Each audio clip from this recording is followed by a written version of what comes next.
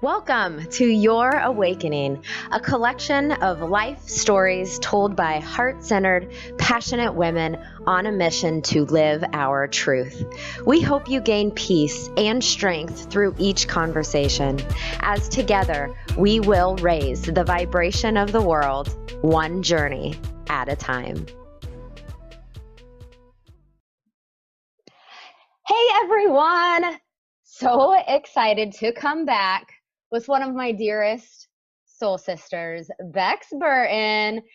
You guys, she really needs no introduction. Look at her beauty. Like, she just represents all things. She's a dance queen.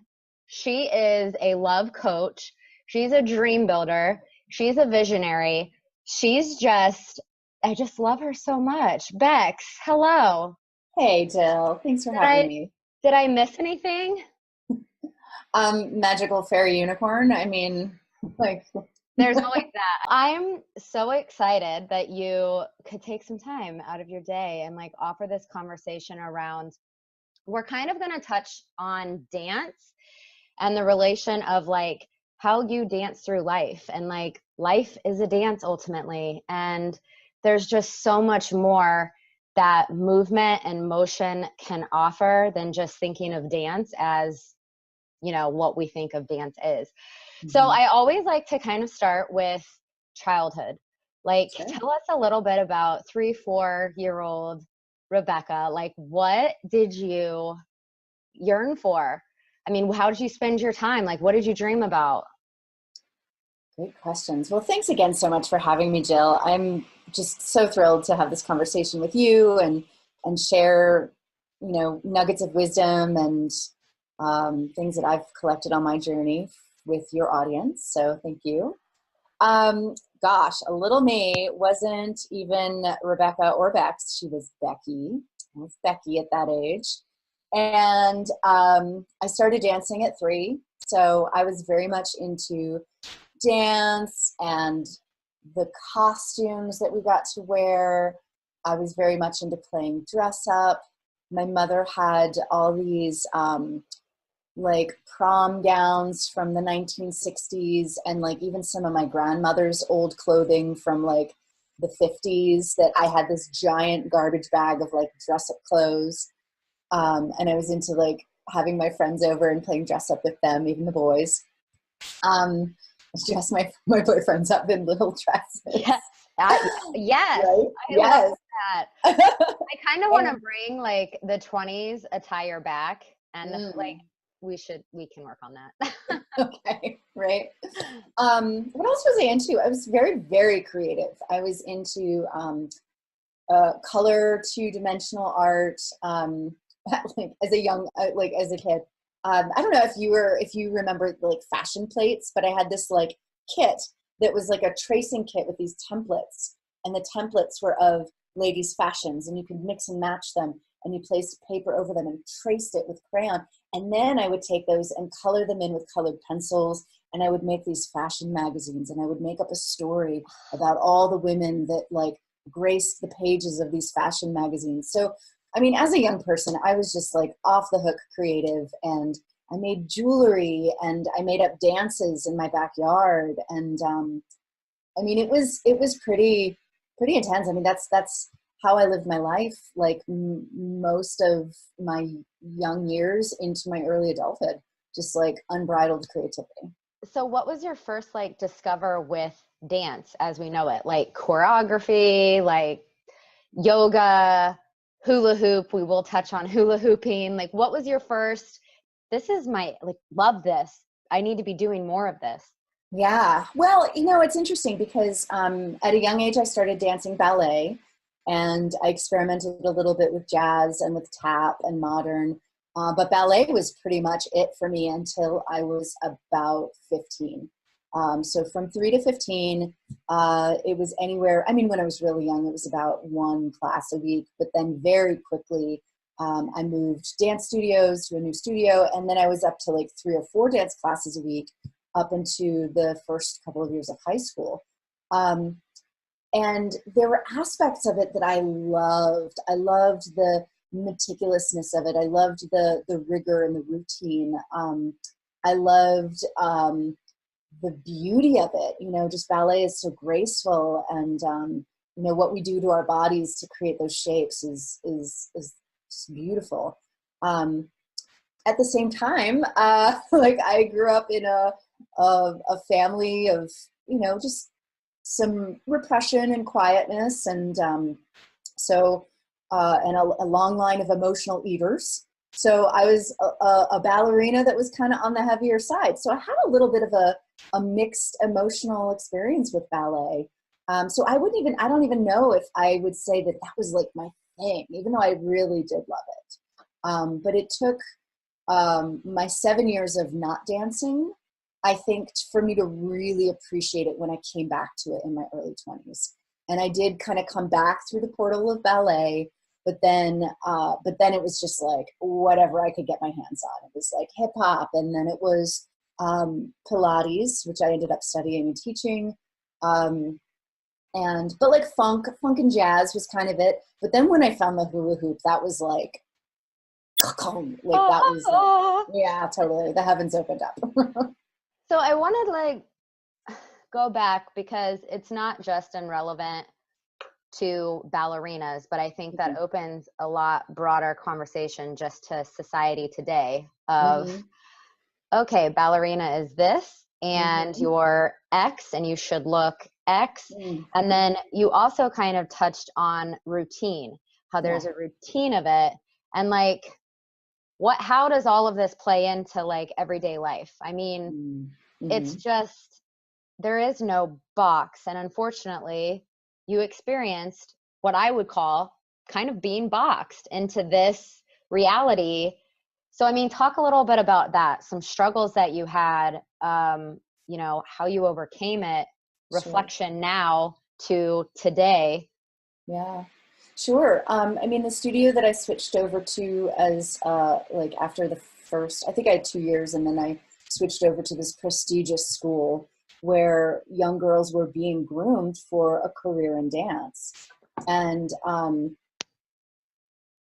I was there for various different reasons, but you know, it was interesting because there's sort of like the beautiful aspects of ballet, and then there's sort of the shadow aspects.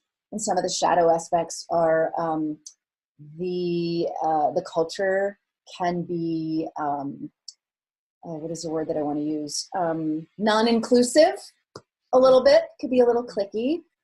There were definitely like favorites and popular girls, and you know, and then there are also the girls who are definitely being groomed for a career in dance, and they all kind of, you know, attracted and stuck to one another. And here I am, kind of like the chubby outsider, and so I felt socially felt like distance, and I never really felt like welcome or comfortable. I did have one dance teacher who was just like so amazing and just very welcoming, and her own shape was an inspiration to me as a non-traditional ballerina.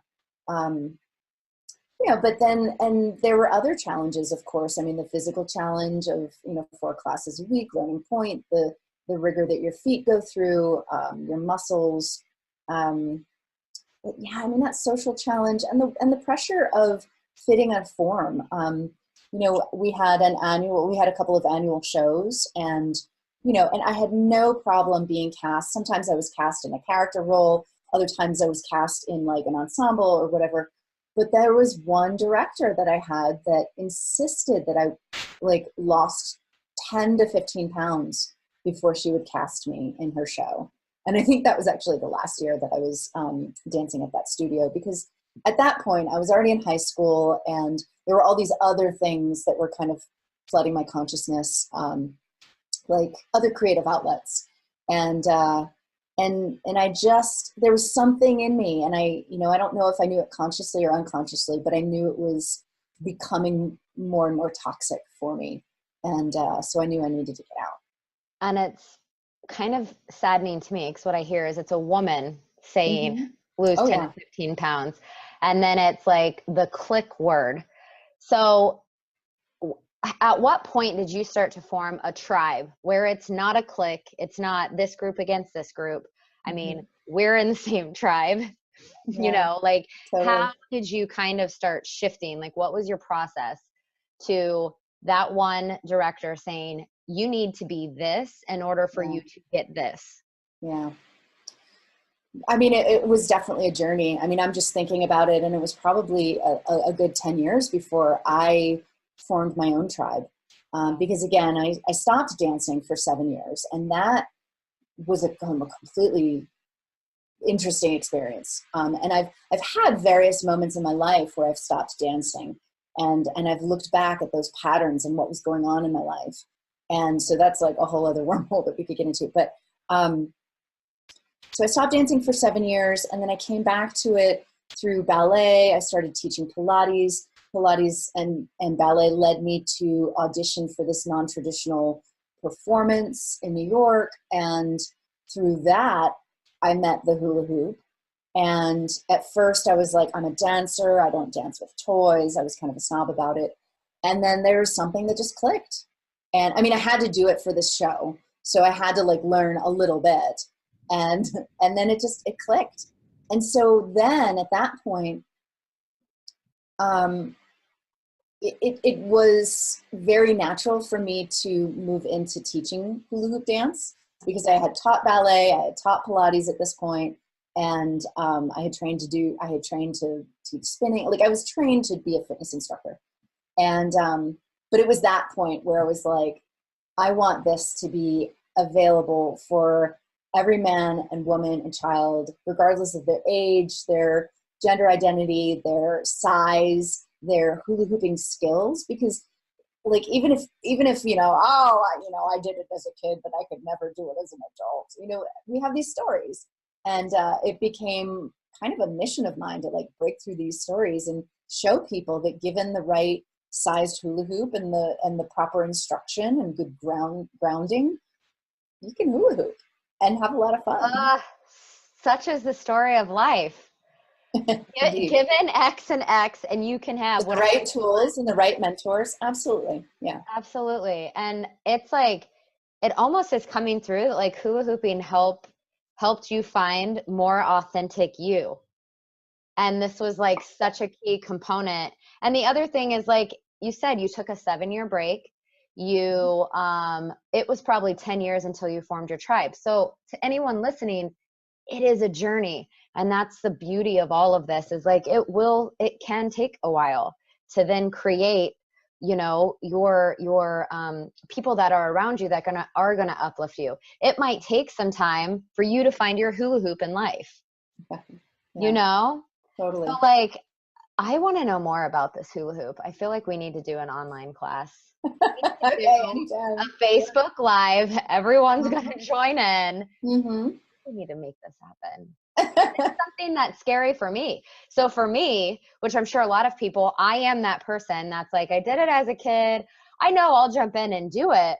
But I mean, what would I get out of it? I mean, what are some things that you've seen people, and just for Mm. yourself, like, why is me moving and allowing the movement go, how's that going to play into my everyday life? Sure. Oh gosh, I'm so glad you asked that question, because that was one of my favorite things as of being a hula hoop dance teacher, was that it's never about the hula hoop. It's never about the tools that we're using. It's really about the metaphor and the deeper lessons of the experience. So, I mean, the very first thing that comes up for me is beginner's mindset.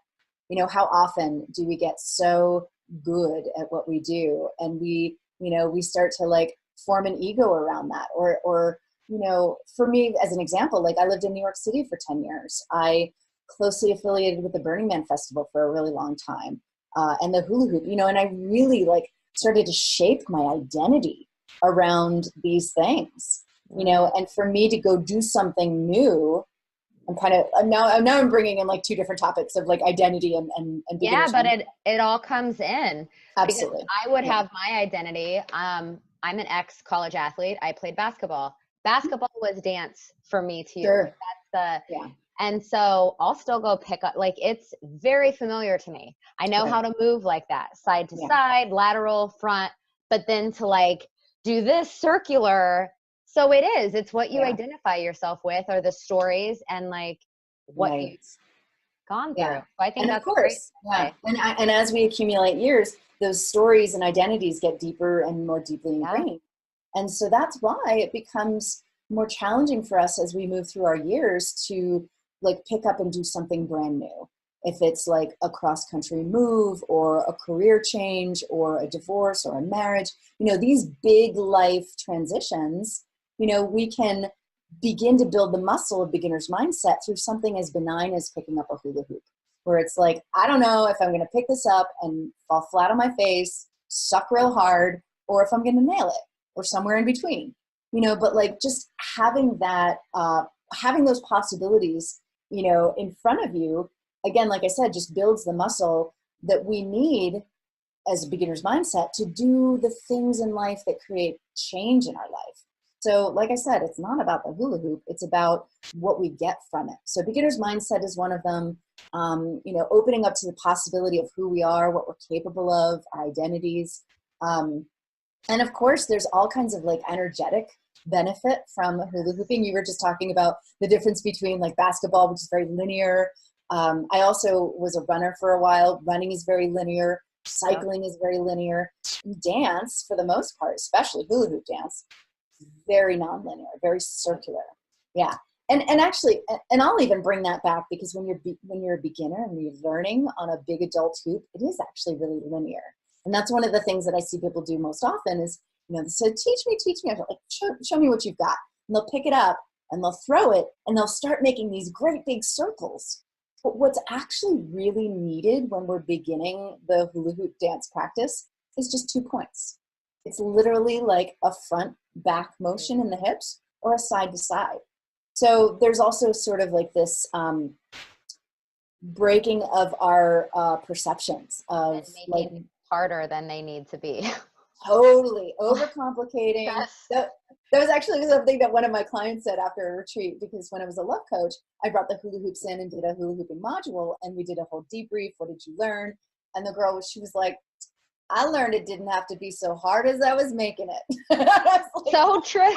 It's like so all true. the time. It's with everything. All the time. I know. Yeah. Totally. And so that's what I like how you were saying, the beginner's mindset, but the key I take out of that is mindset, because with anything, this goes with relationships, wellness, your career, your vocation, anything that you want to do, it starts here. Do you want to share some practices? Like, I know we are both very heavy on mindset, and once you think it, you can achieve it. Like once you formed the thought here, you literally can make it into reality. And some of those steps that you work with your clients to get them to that point.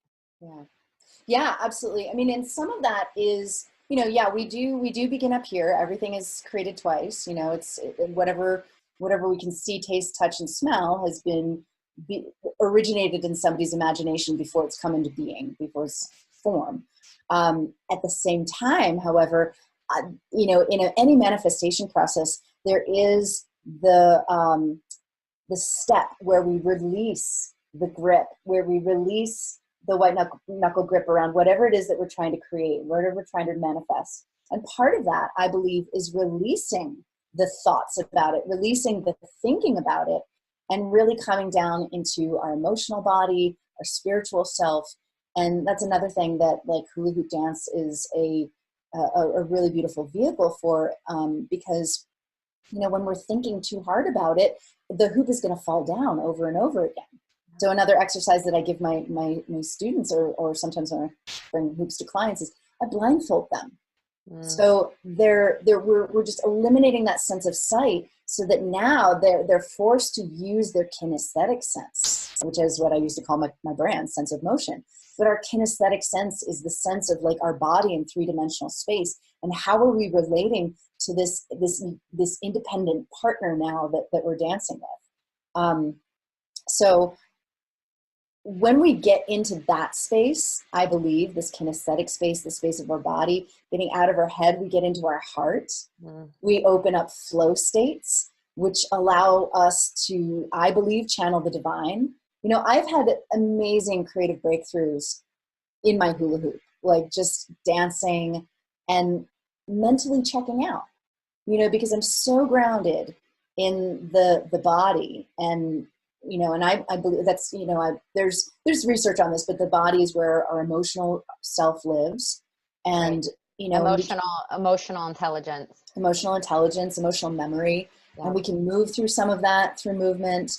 And we can also, like I said before, we can release the space of that thinker and allow for inspiration, creativity, divinity to, come forward through us. I forgot what your original question was, but that's where I went with I it. think you're online. Yeah. Well, what this is bringing up is such a key point that I am like all hone in on with my clients too, is don't think of meditation as what we as the Western civilization has created, this like sitting on a ground with our legs crossed. This is not, meditation can be through movement. I have found the best things come to me when I take a walk and I'm intentionally like moving my arms from side to side. So I'm releasing energy and I'm moving and I'm walking, but my mind is like not there. Same with the hula hoop. So I think it's like everyone repositioning, if we all would collectively just make what sits with us as a form of meditation. I know you and I were speaking about getting back into our meditation practice, which would be sitting still and sitting silent, which that finding your inner self, that has its own worth as well. Yeah. But it's okay if you're moving in meditation. Definitely. And I also think that there's a different release. What are your thoughts? I think there's a different release from when I'm doing a moving type meditation to a sitting space meditation. Yeah, I personally believe that meditation can be unique and very personal based on the individual. Like, for example, me, I do seated meditation. I'm not as consistent as I could be, but that practice for me is a different practice than my dance practice. Like I receive different things from those practices. Like seated meditation for me is the practice of observing my inner dialogue and stretching out the time, like my reaction time to things. Because if I can observe my inner dialogue and take a breath and come back to stillness, then if I'm in a moment of conflict or trauma or trigger, then I have that muscle built where I can recognize what's happening. I can take a breath before I have like verbal diarrhea coming out of my mouth with fire or something like that. I can actually respond from a V-squared, verbal vomit. Verbal vomit, right? But my movement practice, whether it be like you were saying, a walk through nature, or I've even spoken with like golfers, and they get into the state, the flow state of mind release, pure presence. And, for me, like I was saying before, that for me is like a receiving from the divine, whether that be I'm just simply focused on gratitude or I'm getting inspiration, I'm getting like creative downloads. Because those things don't often happen for me in seated meditation, but it's, I believe it's different for everybody. It is. It's like I love to say every body is different. So good. We're not all the same. Like what I can intake from a wellness, like food standpoint, might not have the same reaction on you. Like that's all. And it goes the same with self-care. Me taking a bath with Epsom salt might have a different effect than it would on you. Yeah. So you were saying in the meditation, finding silence with reaction times. And this is something that I've been really working on this year is respond, don't react. Yeah. And it's tough. Girl. Like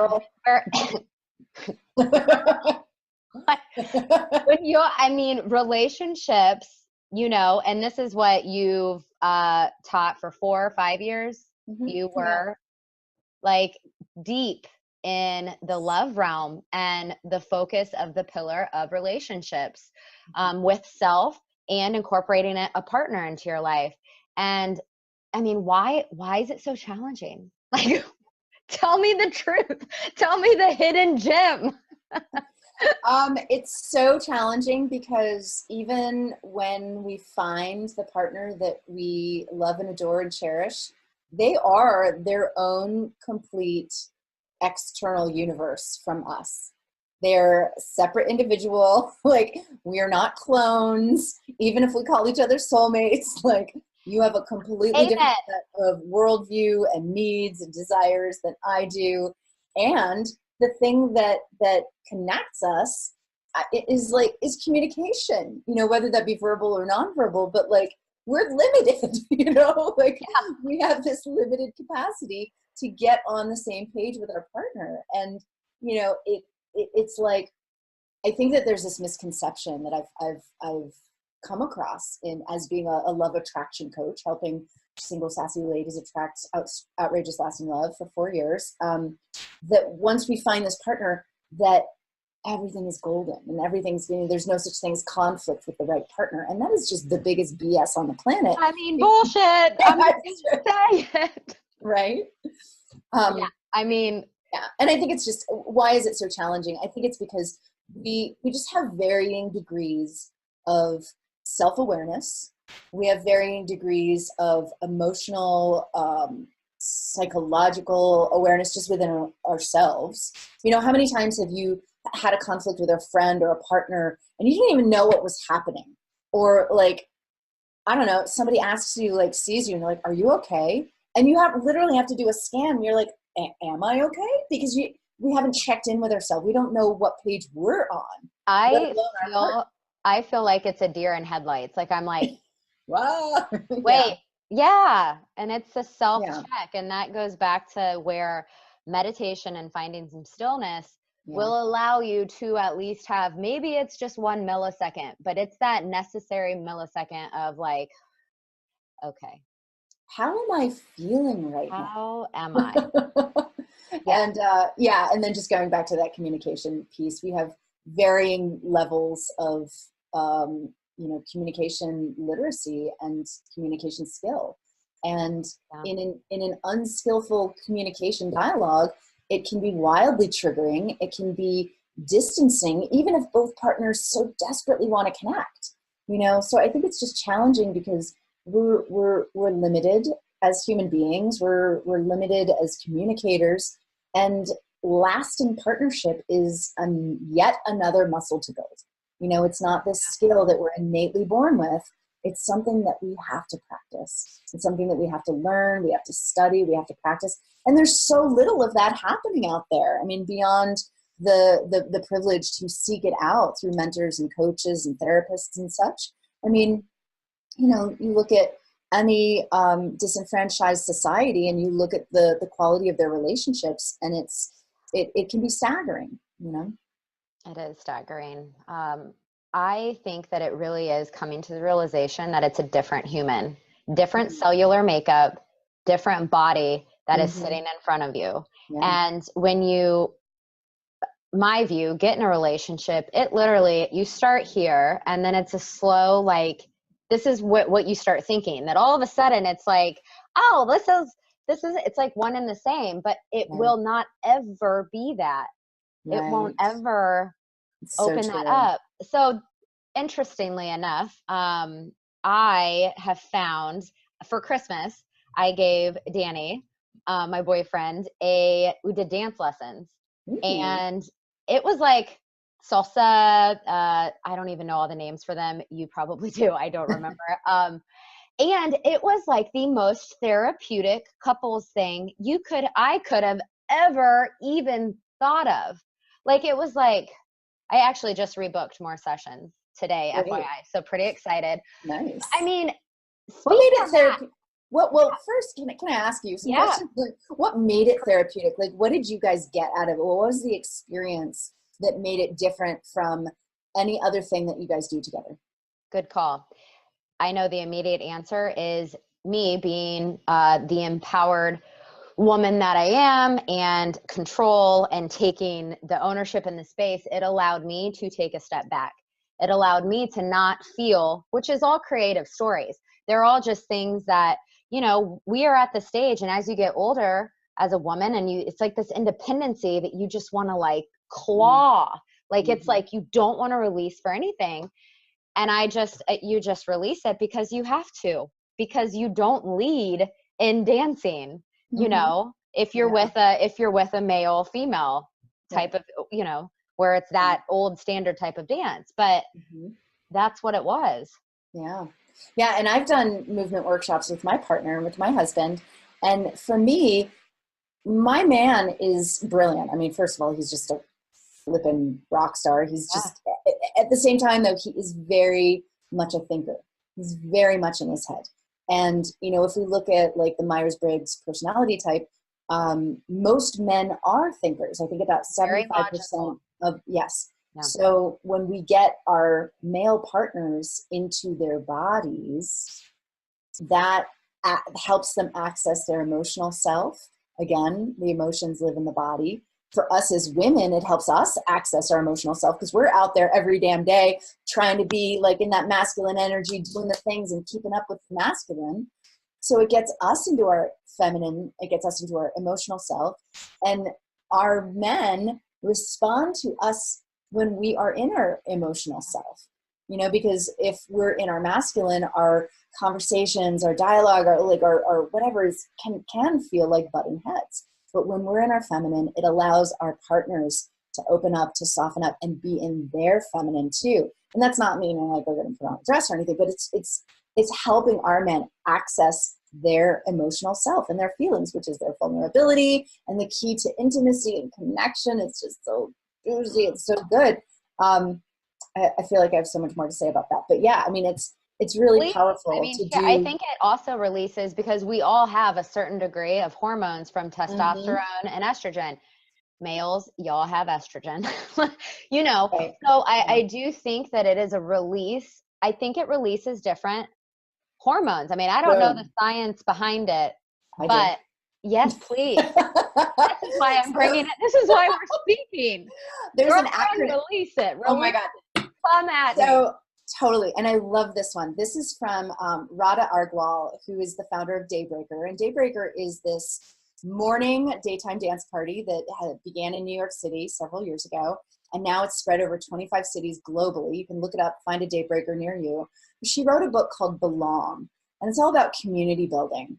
And in that book, she talks about the hormonal acronym DOSE. Like, because when you go dancing, you get your dose on. But it's not like you're doing jello shots or anything. You are releasing dopamine, oxytocin, serotonin, and endorphins. Yep. DOSE. And those are the feel good hormones. Those are the feel good neurotransmitters that light us up, that like create that inner fulfillment. That, I mean, oxytocin is the love hormone. You know, it's released but when women give birth, it's released in orgasm. It's released when we give hugs and receive hugs. You know, so it's like lighting our brain up is another really powerful reason why movement with our partners is so powerful and like connecting. Yeah, I love her. I still need to read the book. It's on my Mm. long list of books to read, and I still need to go. It's on my calendar to get to one of them because they're in Miami. But another note, if you want to bring Daybreaker to your city, just like Beck said, you log on and you request it, and I'm Yeah. signed up to get. It's an amazing movement. I love it. So like it's dose as a cocktail, y'all. So it's not, there's no drinking at these events because you don't need it. That's what we're trying to like. There is that amount of hormones that are released that are feel good. It's the best cocktail you can, honestly. I agree. So delightful. Um, so talking about dancing and releasing some things, what's coming up? I think the New York City Dance Parade. It's true. Yeah, which I've thrown it out. I'm trying my hardest to get there, but please tell us what's happening at the New York City Dance Parade, because this will be like, here's your cup of dose on a unicorn riding in with like, Bex is going to be throwing glitter on everyone. I mean, this is happening. I This is love that. amazing. Yes, we have the unicorn on order right now. Yes. Um, So yeah, I mean, it's just, you know, it's one of these things in my life. Like I experience the universe through synchronicity and just feelings of alignment. And you know, I used to live in New York. I'm in Colorado now, and when I was living in New York, I was a dance professional, and I would lead groups in festivals and the New York City Dance Parade, which is this annual event of over 10,000 dancers like dancing down Broadway in Manhattan in all of their regalia and like and it's the dance studios and the world dance classes, and the nightclubs come out with their floats, and the Burning Man camps come out with their sound cars. And I mean, it's just a ridiculous celebration of movement and color and laughter and joy. And, I've been kind of in this place with my business in the last year of self-inquiry, and like, I've wanted to move beyond the love attraction space. As much as I love what I do and I love attraction, it's just one benefit of, as you know, Jill, when we put our emotions and our visualization towards a manifestation goal, attracting a partner is just one of those benefits. So I'm been knocking on this door of how do I include more dance in my life, and last fall, Spirit nudged me to be more involved with this local nonprofit that is called Dance to Be Free here in Colorado, which brings cathartic healing dance to incarcerated women across America. It started very, very small in the Denver Women's Prison, and now it is in 8 states and 13 different facilities. So volunteered, joined the board for that the fall, and this winter, I hit a wall with my love coaching business. So I hit a hard stop, continued serving the clients that I had, but really allowed myself the space to sit back and, listen to tune in. What is Source's guidance for me?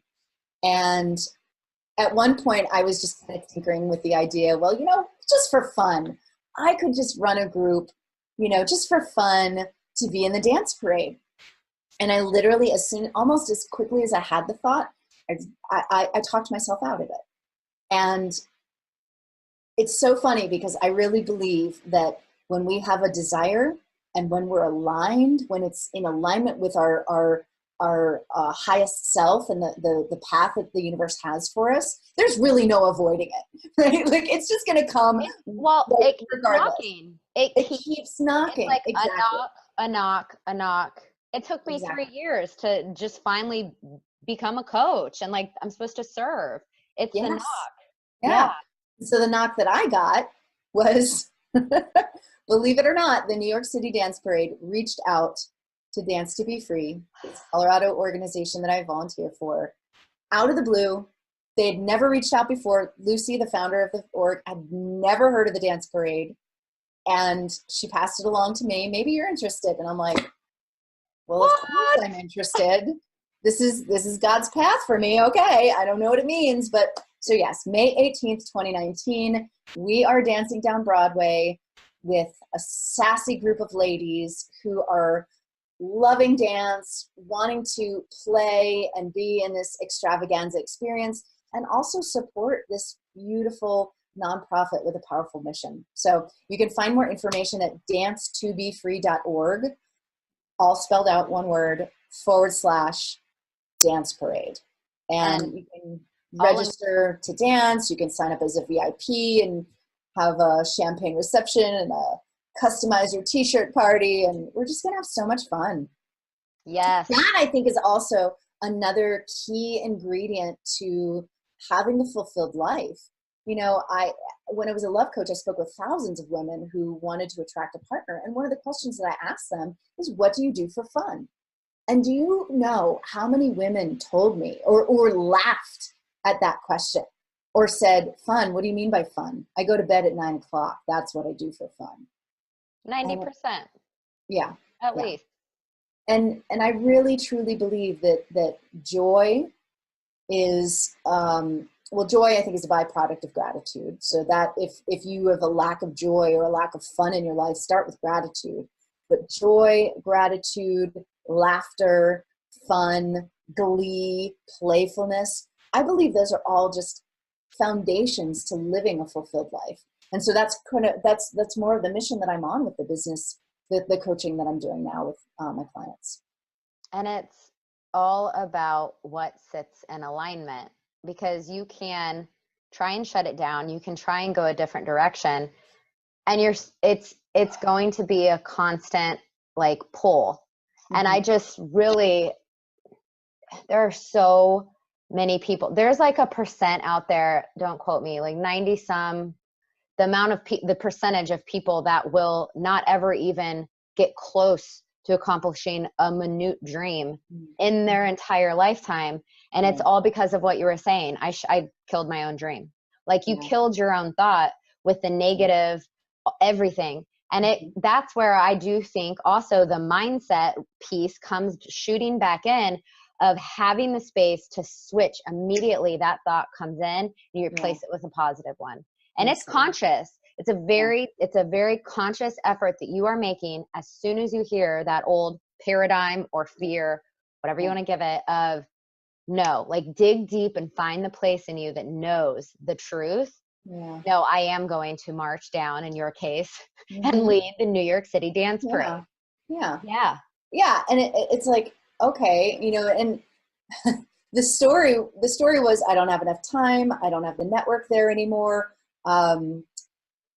Who am I to do this again, to think that I could do this again after 6 years or however long it's been? There were several stories, you know, and I literally had to, it wasn't a process of replacing them, because when that came through the organization that I volunteer for me, that was a sign from above. It was so clear and undeniable, you know. But in other instances, you know what it is?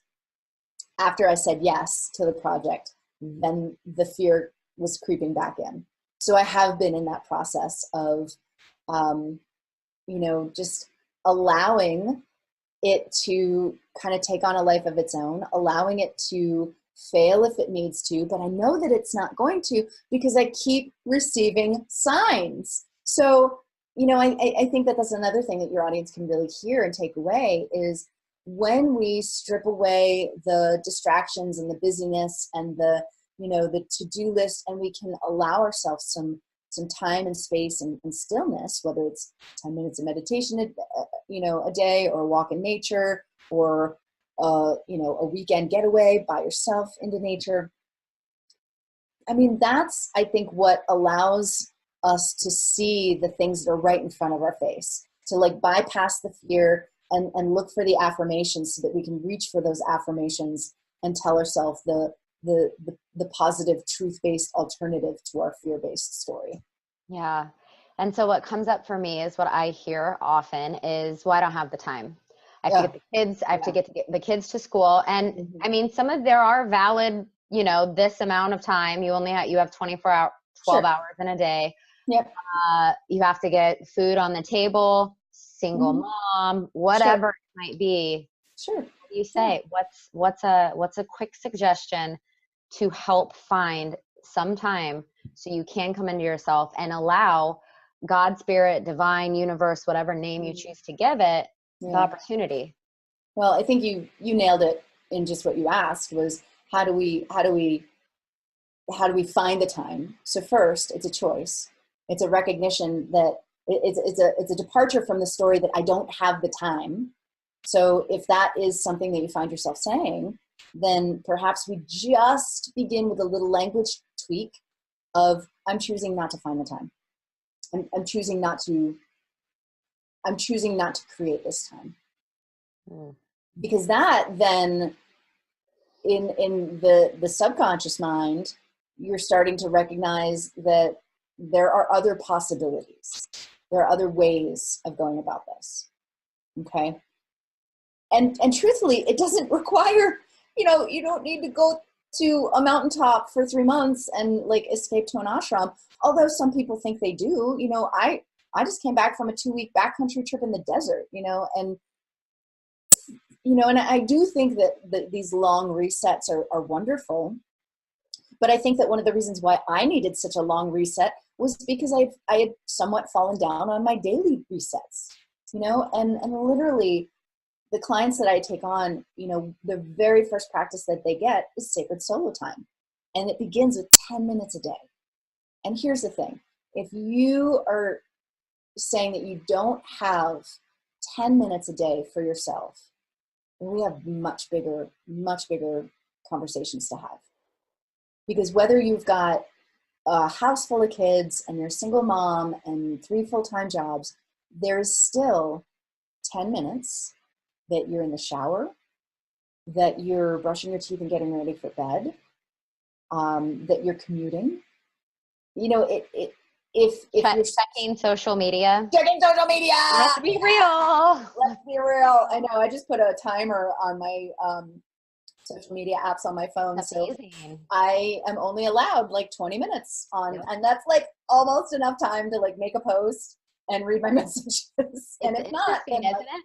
I gotta wait until tomorrow. Yeah. I did that too. It's a very interesting thing. So I wanted we'll start to wrap up, but you said sacred solo space. And Sacred I also solo time. Yeah. solo time. And I find it's interesting though to be able to have a sacred space with friends, colleagues, your partner, to allow yourself to set and call it a sacred boundary, because that's what it is, because it's for yourself.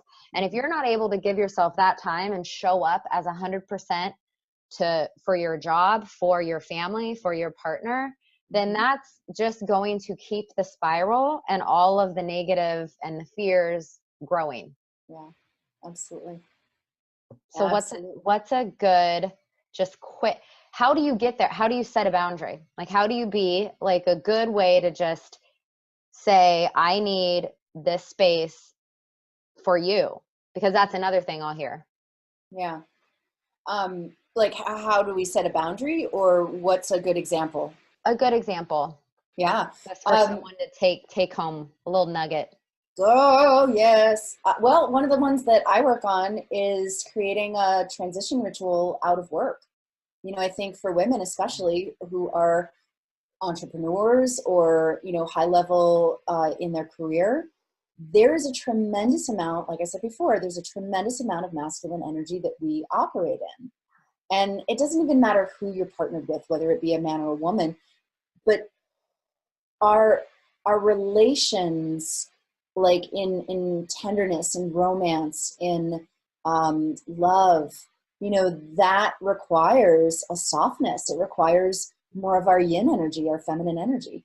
And so a transition ritual coming out of work, it literally can be your commute home. It doesn't have to be, but it can be a 10-minute or 5-minute. I mean, 10 is better than 5. You know, you could light a candle. I have some Palo Santo wood on my desk. I have some oracle cards, and I have a 5-minute journal. 5-minute journal is amazing because it just gives you a couple of prompts for the morning and for the evening. But something that creates some space, you know. I mean, my transition ritual, I'll organize my desk, I'll light some Palo Santo wood. Sometimes I'll take 6 deep breaths with a hand on my heart and my belly. There's new science that says that 3 deep breaths doesn't reset the nervous system as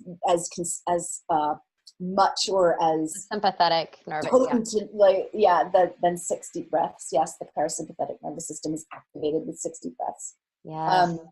But there's so many different things. I mean, you could, you know, decide to walk home from work instead of drive home. Or, you know, I used to take my cat for a little 15-minute walk around our property as part of my transition ritual out of work, because it, you know, spending time with your animal like will absolutely get you into out of the masculine and into just that nurturing, loving, gooey space of yin energy. So I think our friend just did that, and she walked from Brooklyn or New York to Brooklyn home. She did. I know. Do the tradition. Beautiful day. So and then just to like wrap that up though, you know, if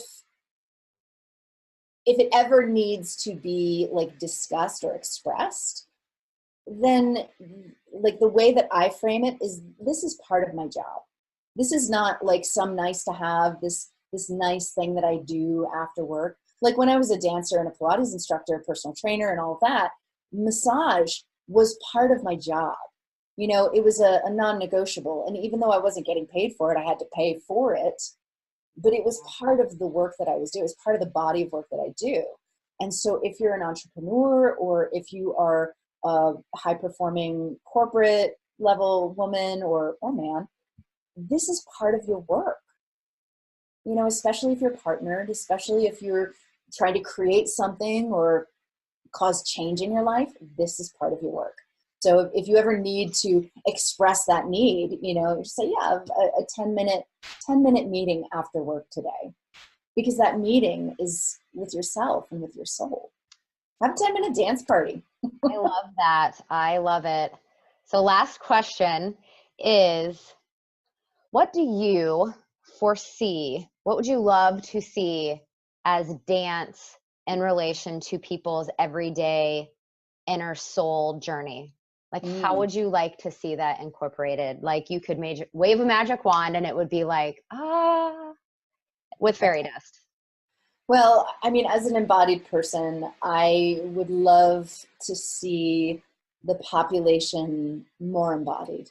You know, before we, what is the saying? Before we dance, we walk. Before we walk, we breathe.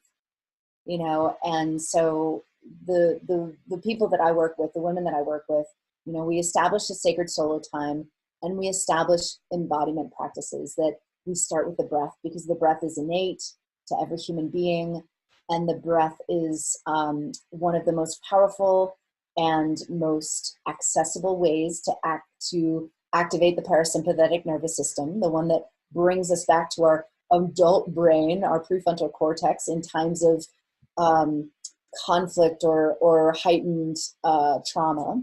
So breath, um, and you know, and then after we get into the breath, I would love to see the population put on a blindfold and like walk around their home or their property or a park, you know, and just kind of taking away the cognitive senses and really relying on their sense of motion, their sense of being in three-dimensional space, you know, without the aid of their sight, without the aid of like all that visual input to tell you where you are, you know, because when we take our senses away, other senses get heightened, right? And I believe you know, as a mover, I believe that our sense of motion is one of our senses, just like I believe that our intuition is a sense that perceives outside of us. Our sense of motion is the sense of perceiving ourself in three-dimensional space.